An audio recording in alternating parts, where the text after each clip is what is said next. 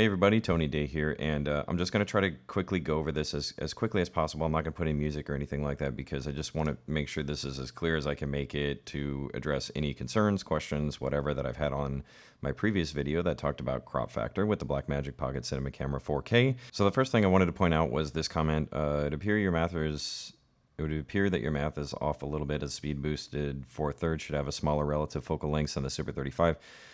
My bad. Okay, 25 by 10. My spreadsheet on the head and tail of the video have the incorrect figures, and I know why. It's because I fat fingered one of the buttons. I'll show you.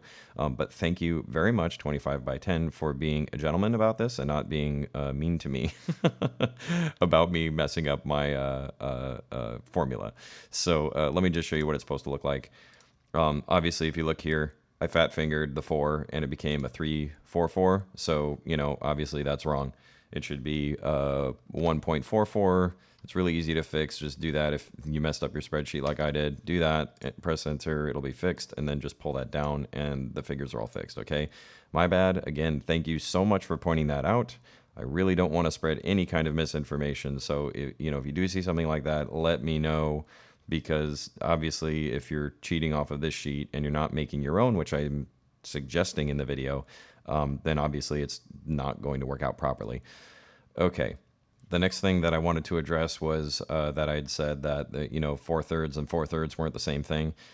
Well, basically the Blackmagic Pocket Cinema Camera, it is called a 4/3, but they call it on their website like a full 4/3. And then most people know like the GH series or the Olympus series as being micro 4/3 sensors. They both have micro 4/3 mounts. I'm not saying the mounts are any different. You can call them 4/3 sensors, whatever. There's, I guess different degrees. One's one kind of 4/3, another one could be another kind of 4/3. They are different measurements though. So if that was confusing to you, I apologize. Okay, so another question that was cropping up in the comments section was, about the GH5 and the GH5S. I don't think I mentioned the GH5S in the video, so I guess I'm just going to address like my comments to the questions that were being asked about it.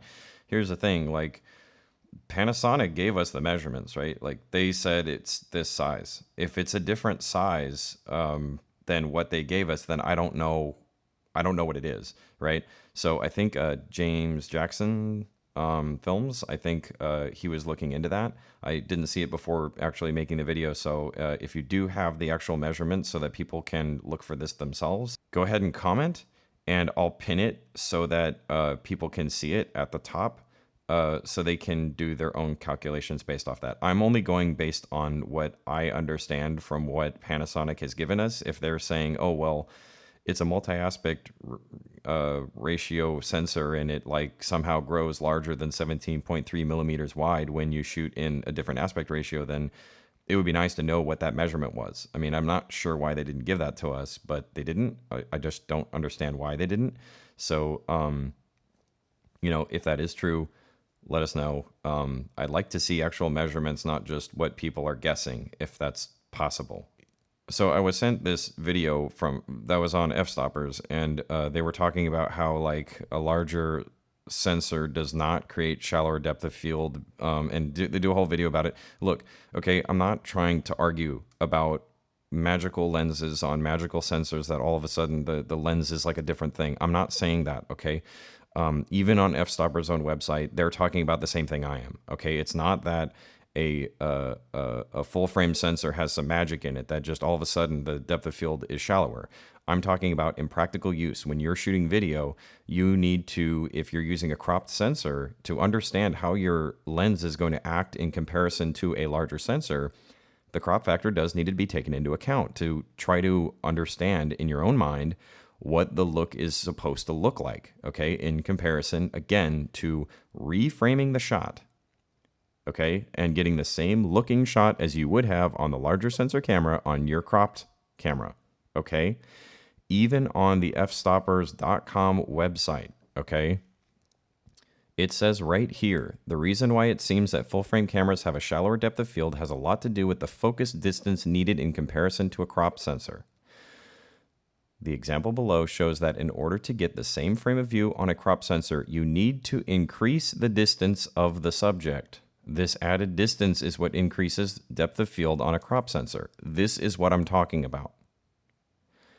okay?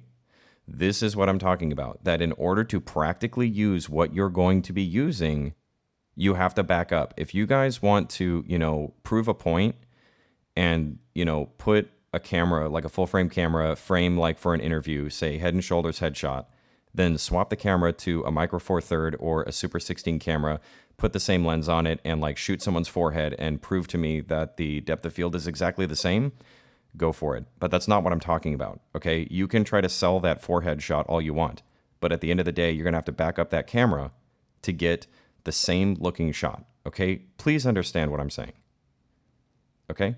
Okay, so I hope that this addressed some questions, comments, or concerns that people had about my previous video. Again, I do apologize for the spreadsheet being wrong on that specific column for the Super 35mm crop factor calculations for the focal lengths. I do apologize for that. Really didn't mean to do that. Obviously, check your figures, kids, right? So I apologize for that.